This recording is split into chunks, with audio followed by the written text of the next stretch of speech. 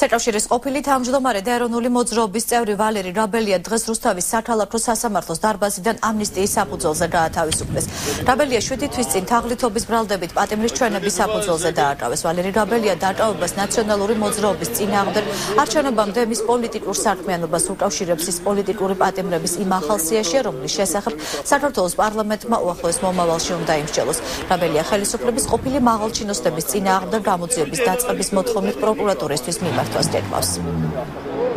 ის არცნობდა თავს დამნაშავედ არ აღიარებდა არ იყენებდა დუმილის უფლებას და ამასაც თუ ჩვენ იმას დავუმატეთ რომ პარალელურად ამ რეჟიმში მიდიოდა მისი საკითხის მიდის ფაქტობრივად მისი საბუთები შეტანილია საქართველოს პარლამენტის ადამიანის უფლებათა კომიტეტში გულისხმობ პოლიტპატიმრობის სტატუსის მინიჭებას თავისთავად ეს ცალკე საქმე და ამასთან ბუნებრივად თამდევი მოვლენა იქნებოდა